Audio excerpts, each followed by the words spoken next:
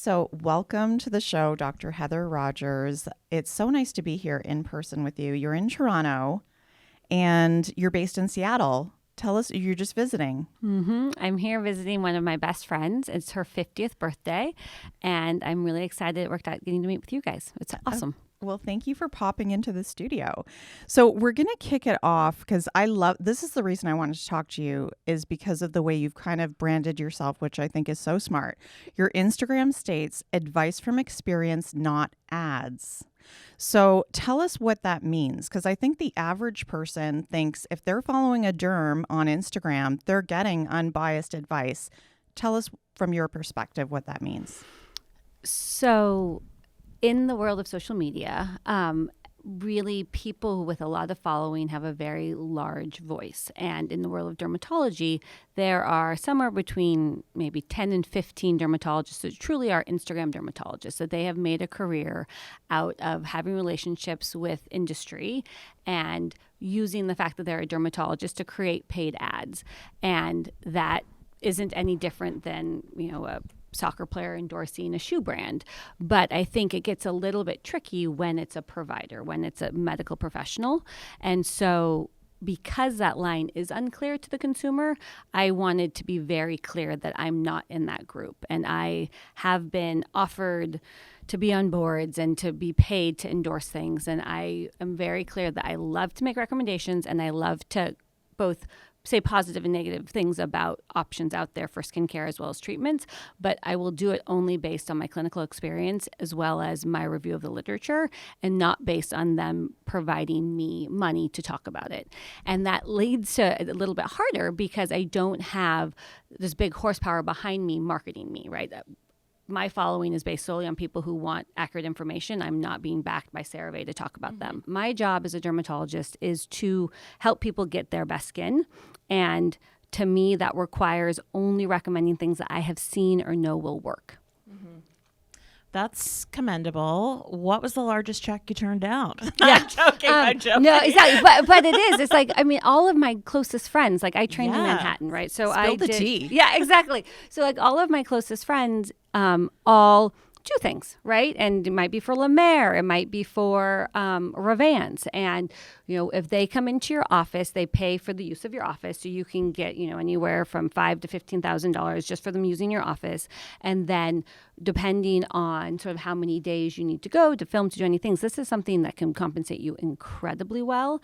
And then when you get on social media, it even gets to be higher numbers. Exponential, I'm sure. Yes. And so I understand why these dermatologists are doing this, that they can make so much more money talking to CeraVe or whatever it is. I keep saying CeraVe, but there's lots out there, like the witch hazel, right? There's all these different brands that are doing it, and it works. But it's just not. It's not the way I think about things. Right.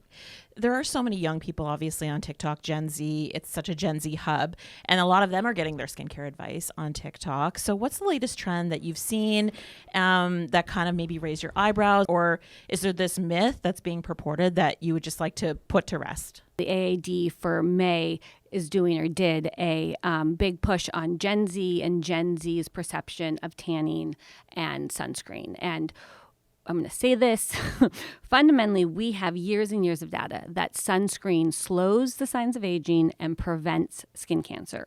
Now, in the States, at least, there are some chemical sunscreens that we absorb more than we thought we did, and that deserves further evaluation, and I'm glad it's being evaluated.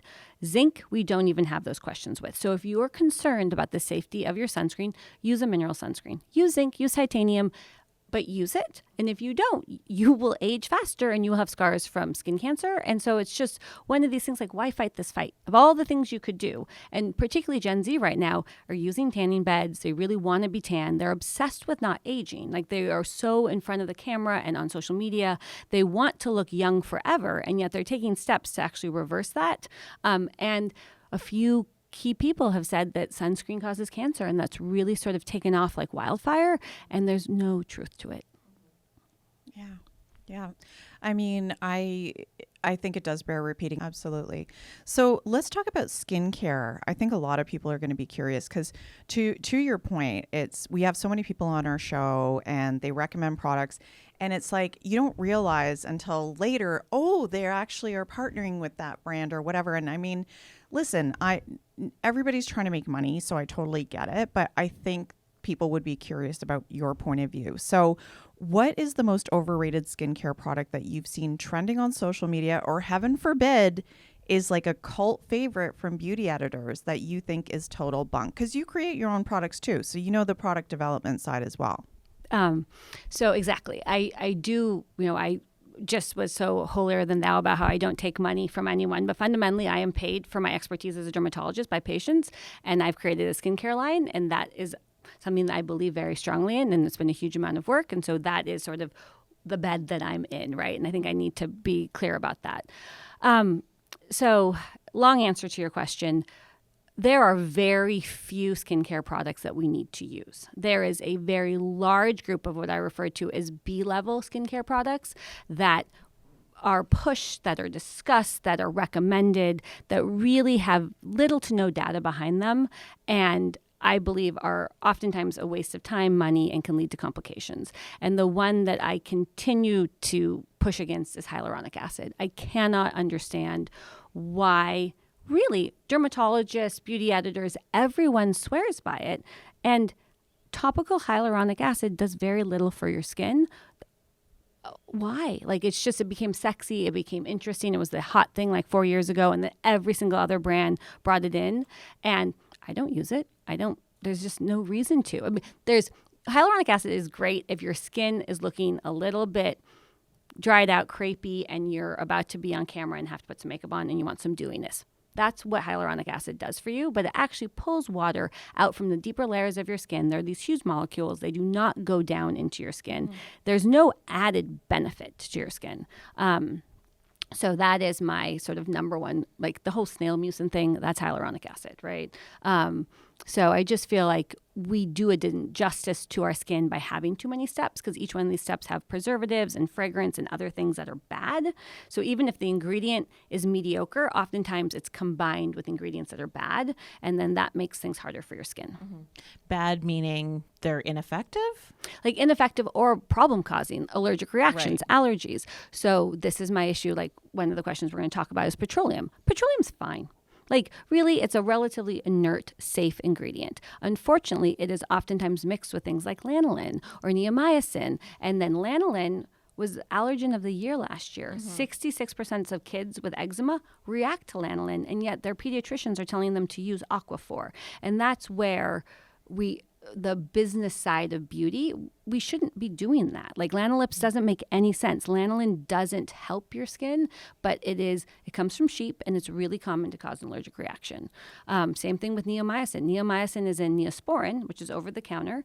It's been over the counter for 50 years. 95% of bacteria are resistant to it, and it's a really common cause of allergic reaction. So you're not killing bacteria. You are likely causing an allergic reaction, and yet it's what we're told to put on open wounds where we're absorbing as many of those chemicals as possible.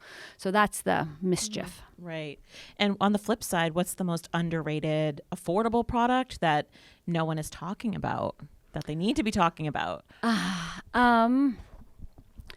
Underrated, affordable, need to be talking about. That is a very good question.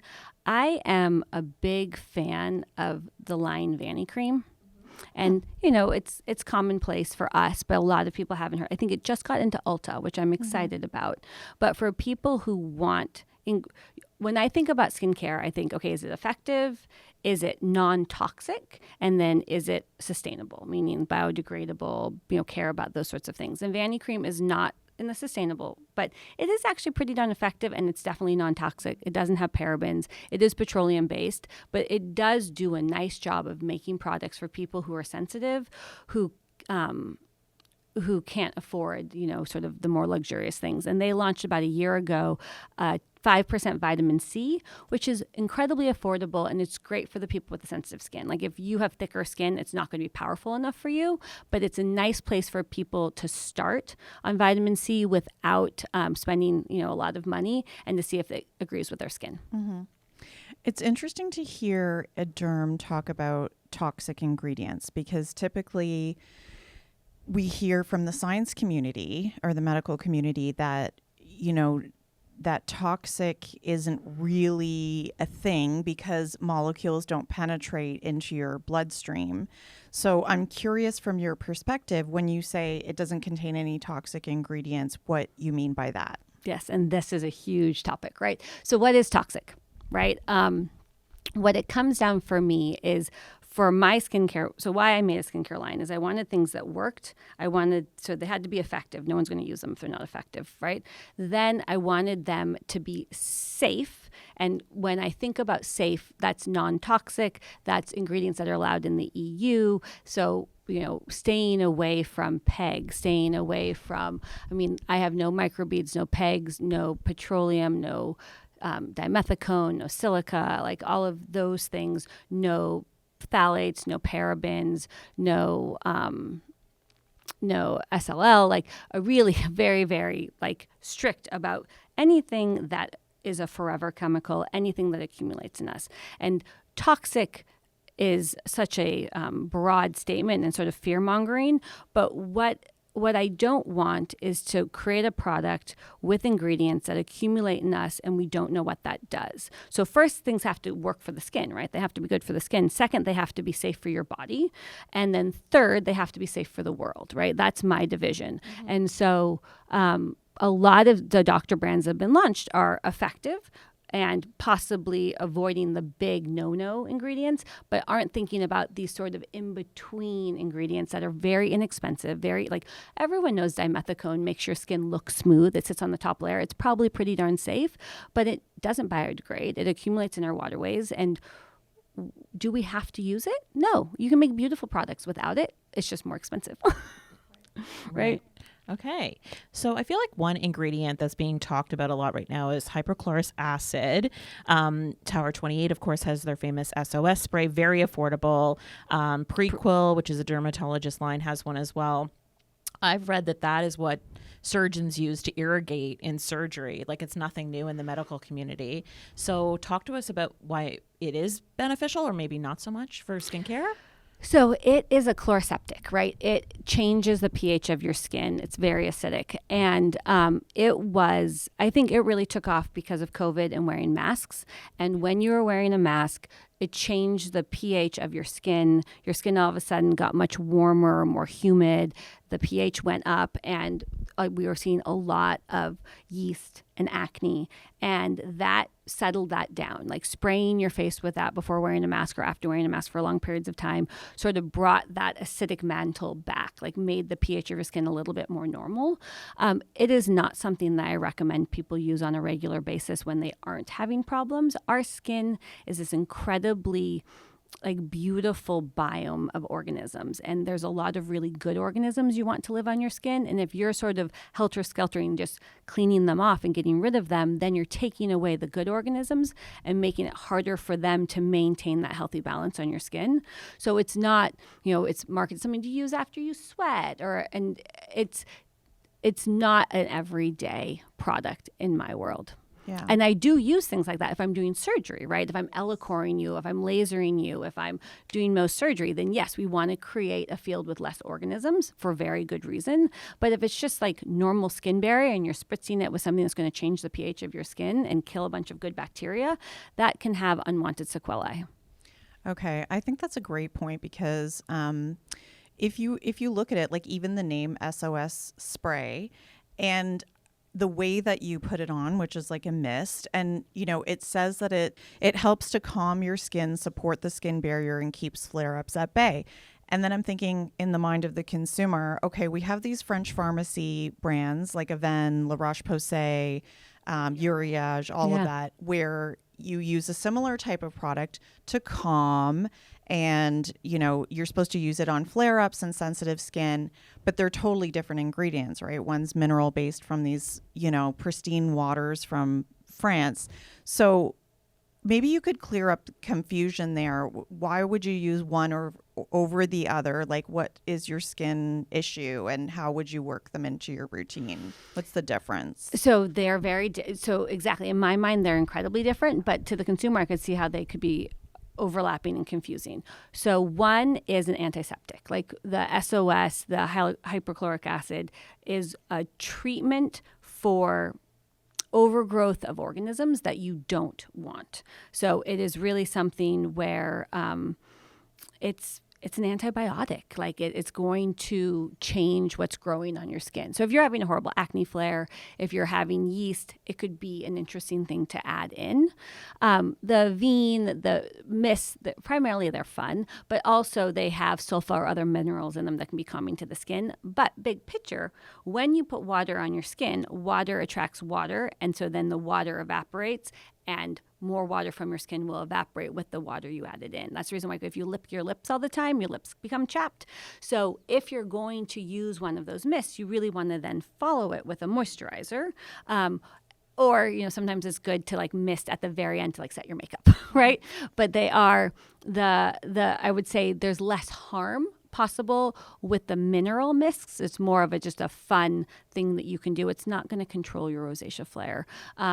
And you can use it as part of a slugging or moisturizing process to add water back into your skin.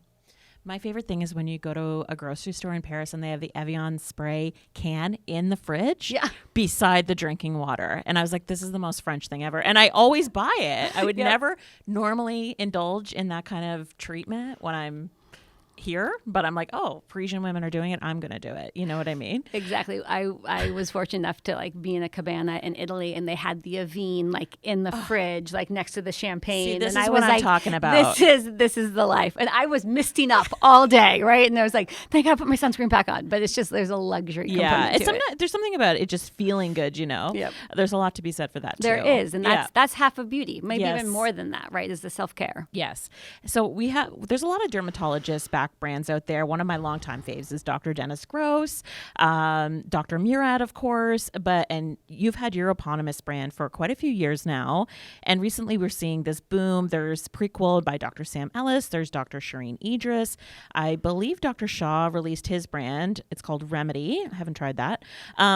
Before we got into this whole dawn of dermatologist created brand, you would hear the same brands being recommended all the time from derms. So CeraVe, Cetaphil, Neutrogena. So is there anything quote unquote wrong with these brands today? Because you don't see them maybe popping up as much. Like, is there anything wrong in your mind, or is it more about these derms tapping into their social media audiences? What do you think?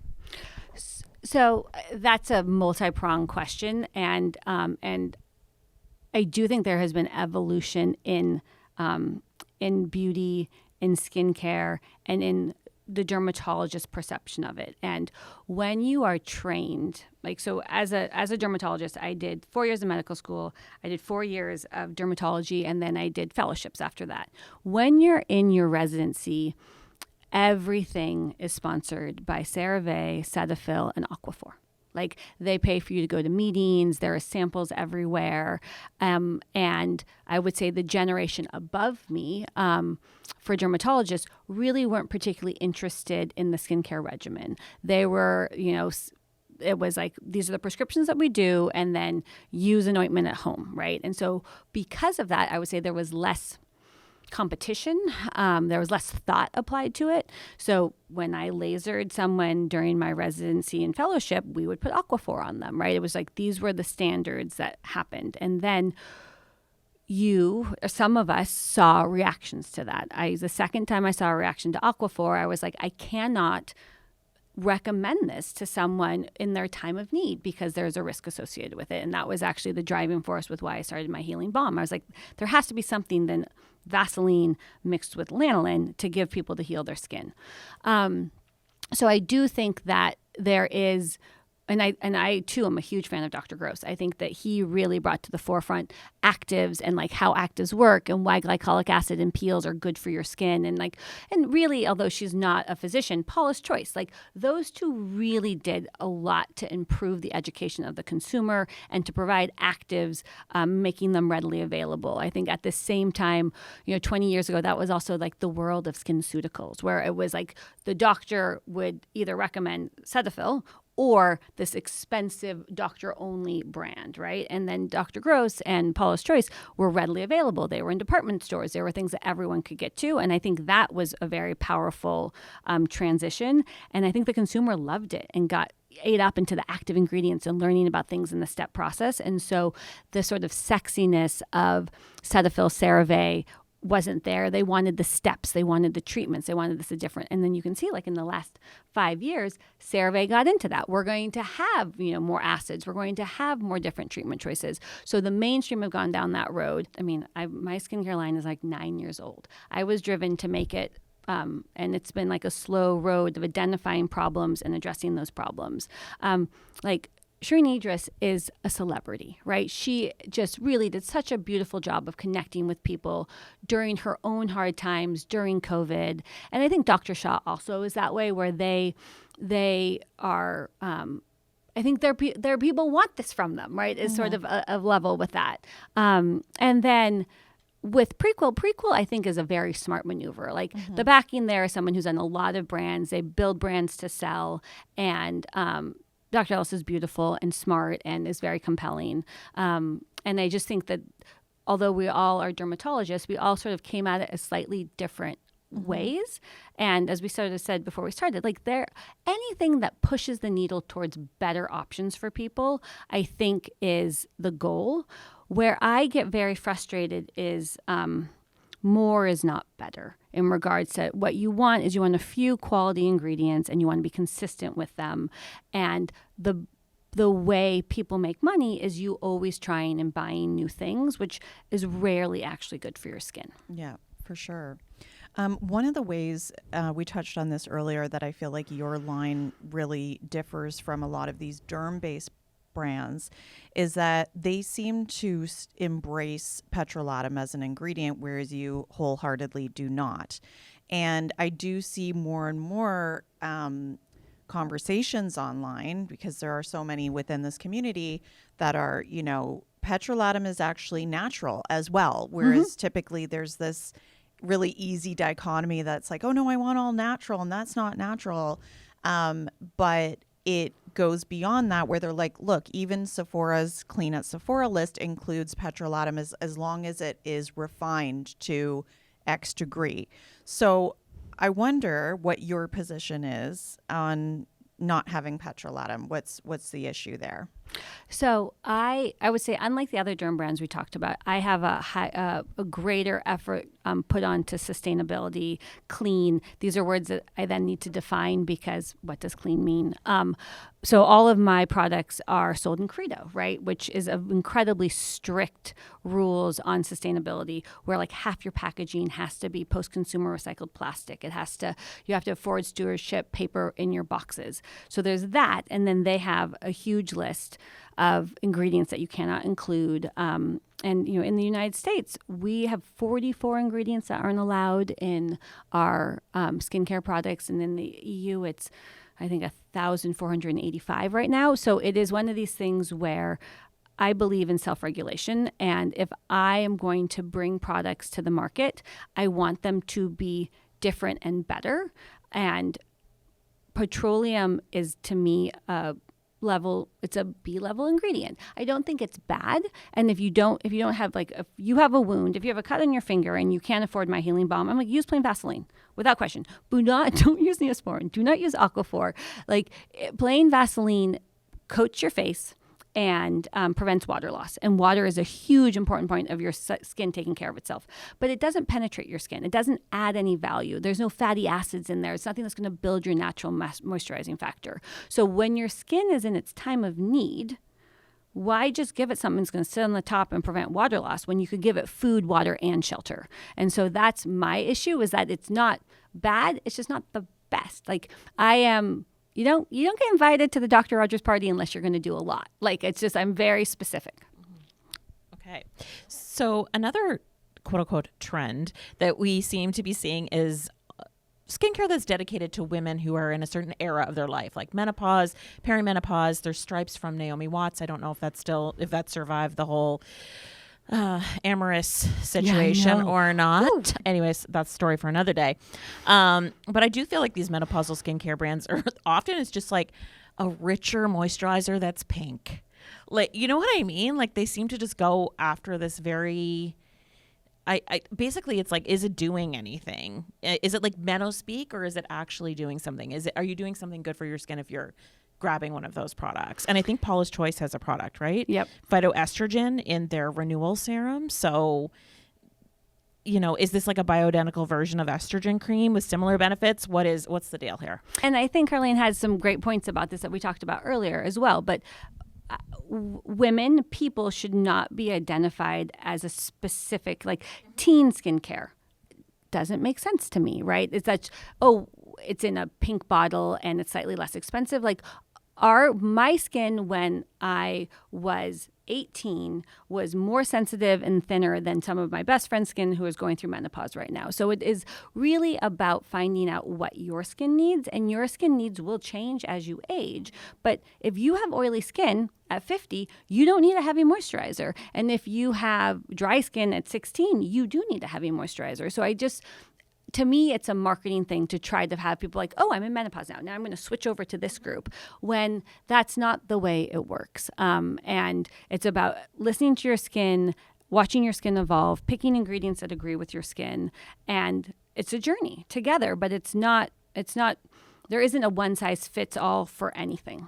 Mm-hmm. Now, when it comes to this phytoestrogen, and I'm not trying to pick on Paula's choice, but I do think first of all, I think we should talk about estrogen cream, because some people do apply it to their face, but it's not regulated. It's not regulated for that, right? That's an off-label use. Yep. So I want to ask you about the safety of doing that, and then the merit of something like a phytoestrogen. Again, is that meno speak, or is that legit? Is it safer? I'm curious your take on this.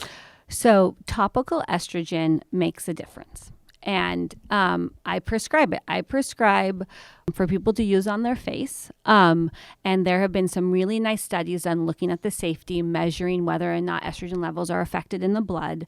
And when you are not covering a large body surface area, it is actually quite safe. To sort of in the propensity of caution, I usually have people use it in their most problem area. So these are people like me who have thin skin to begin with, and they're getting really crepey around their eyes, or they're getting really crepey on their neck. I will have them use it as a moisturizer or before their moisturizer at bedtime.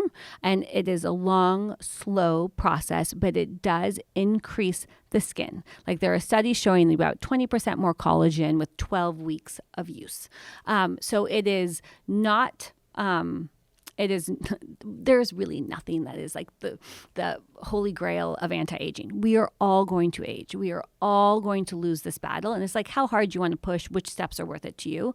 But this is really nice for people who have very crepey skin, who've entered menopause and are just bummed. Right? They're just like, is there anything else I can do? I safely will prescribe that for them to use primarily on their eyes, on their neck, and or on the backs of their hands. I don't want them using all three areas.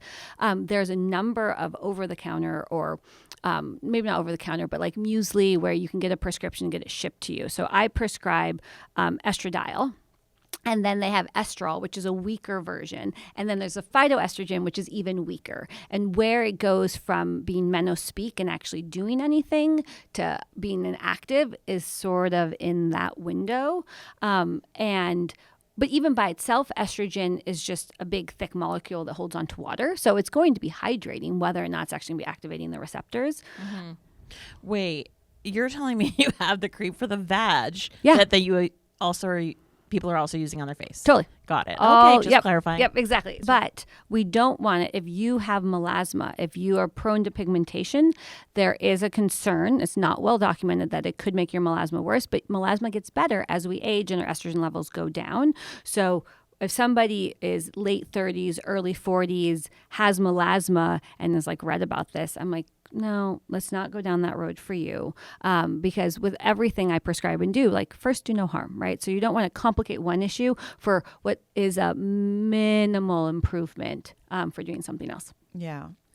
I wanted to, so there's hope for melasma ladies, I guess, as you get older. Yeah, very much so. That's amazing. So what I wanted to ask you is that breakdown of ingredients that you said, the estrogen, the estriol. What did you call it? So estradiol is the prescription one. Then there's estriol, ESTRIOL,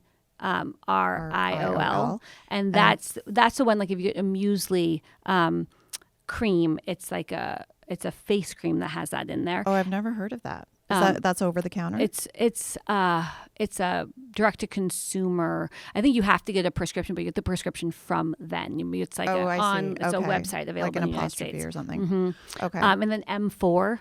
That's another one that's available in the States. It is a Okay. estrogen-based face cream. Okay. So this has become a popular area of marketing in the U.S. I just want to ask about the phytoestrogen, because that's the one where we're seeing it in a consumer product. Yeah, over the counter. Is that doing anything? At the level that it would have to be at in order for it not to be a drug? Is it like retinol where, yeah, sure, it's doing something. It's not as strong as different, but you're lower down on the ladder of retinol? Is it like that, or? I don't think there's been studies for me to be able to answer that one way or the other. Is that it's sort of like soy, right? It's like, does soy activate our estrogen receptors? That's something that people talk about and worry about a lot more so about 10 years ago. But I think it could help a small amount, and primarily is going to be hydrating. We're going to switch gears now. At-home skin devices, because these are very expensive. They're an investment, so people want to know, do they really work? Now, I was speaking to a derm off the record who shall remain nameless, and they said that they think the at-home LED masks are actually bunk. They're not strong enough to be doing anything. Now, in the spirit of transparency, we have to point out that this derm doesn't have their own line, and so their bias could be that, well, that means you have to go in and get their professional treatment. So just putting that out there, that doesn't necessarily mean that's true. I'm just saying we're being transparent as we can today. Exactly. So tell me, what's your opinion? They're great, and everyone should use them, and they totally work. So a couple points there. One is that as doctors, it is easiest for us to say no. Like, it doesn't work, because there's so much stuff that doesn't work. And so if someone's pregnant, or if we haven't done, or doesn't have data. Oh, exactly, doesn't have data, or if we're pregnant, or if the doctor hasn't looked into the data, it's easy just to be like, no, it doesn't work. It's so time consuming to actually go out and vet stuff. The two red lights that I have gone out and vetted are Omnilux and Soluma, and I have seen their data. I have use their devices. I have both their devices. And in reviewing the data, and then there's all of this data on PubMed just looking at red light for other things, like red light, regular use of red LED light decreases your risk of radiation dermatitis after you have radiation for breast cancer. It makes it less likely that your wound's going to split open or dehiss. So there's all of this medical data, not necessarily related to collagen production, where it helps the skin. And the science behind it is fundamentally the LED light. So that red light activates the mitochondria in your skin cells and makes it make more ATP or more energy in whatever cell it is. So then that cell behaves better. So you're going to make more collagen. You're going to have less inflammation. So it's one of these things where it kind of sounds like magic, because it's going to help with so many different things. From the review of the literature, you want a red light where the activation is longer. The short and fast bursts of light can actually be inflammatory, particularly for people with sensitive skin. So you want it to be sort of a bell curve of energy. If you hit it all at once, the cells are like, that's too much, I can't deal with it. So Soluma is actually a 30-minute treatment. Omnilux is a 10-minute treatment. So I try to have people get devices that are at least 10 minutes. The Soluma is a panel with no eyes. You have to lie there with your eyes closed for 30 minutes, and the studies were twice a week.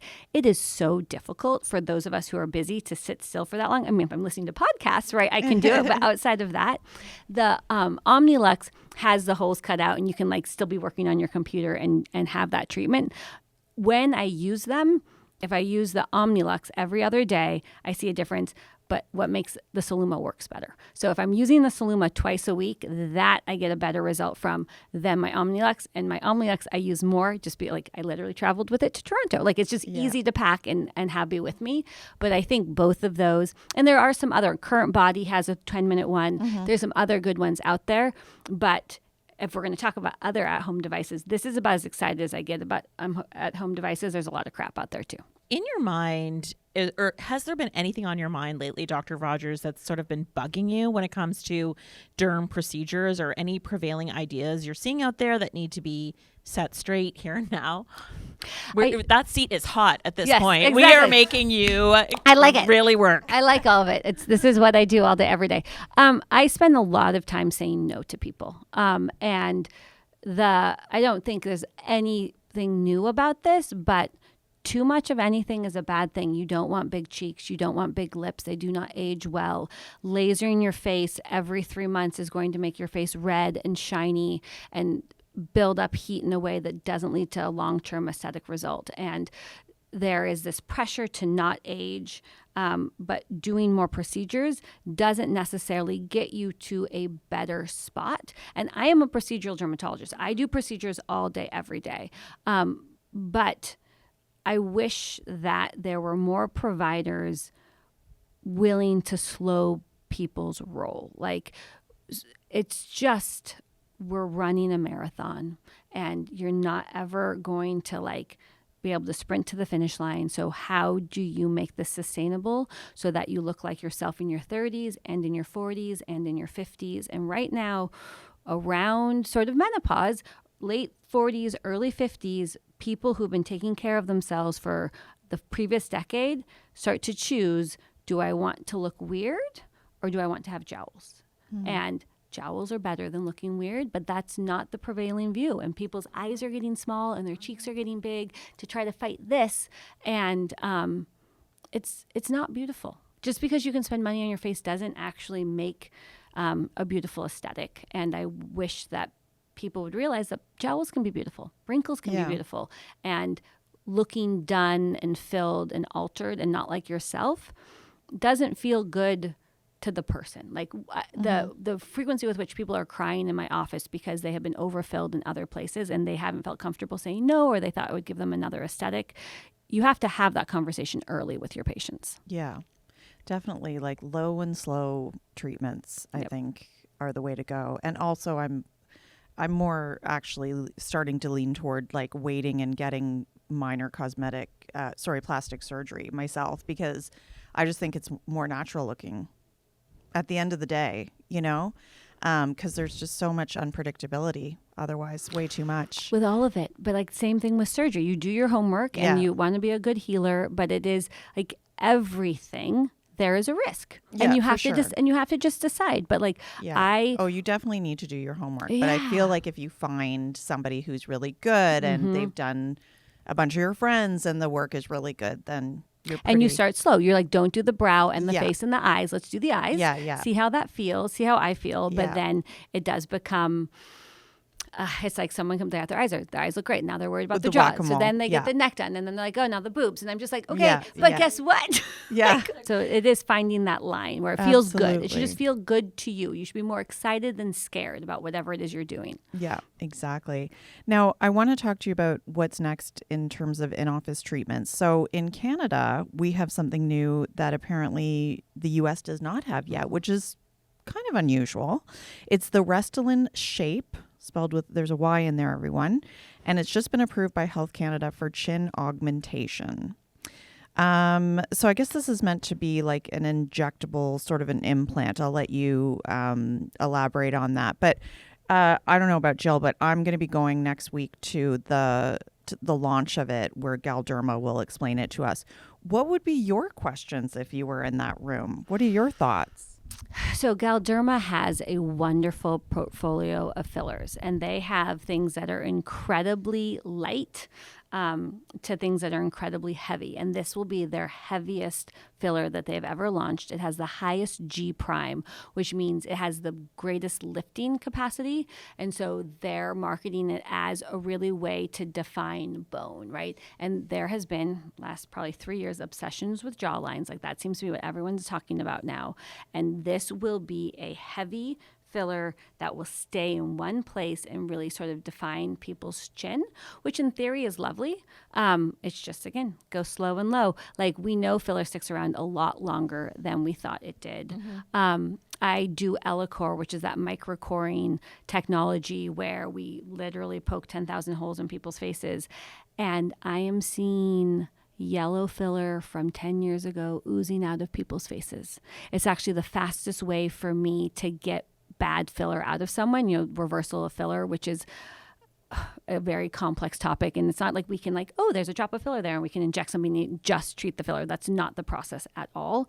What you use to reverse filler breaks down your body's own hyaluronic acid, so it's just like an inject and pray. People will get divots. It is a very inaccurate, time-consuming, expensive, and traumatizing process because people get hollow, they get dense. It's not an easy thing. Ellacor actually works beautifully. Ellacor will uniformly and where we're seeing it is here. No one injects filler here. So this is, you're pointing to the cheek, Yes. cheekbone and jaw. So there's the cheek, there's the jaw. You don't really put filler in between the two. Right. Like you have these areas you want it, but this is where the filler's coming out of. So it is migrating.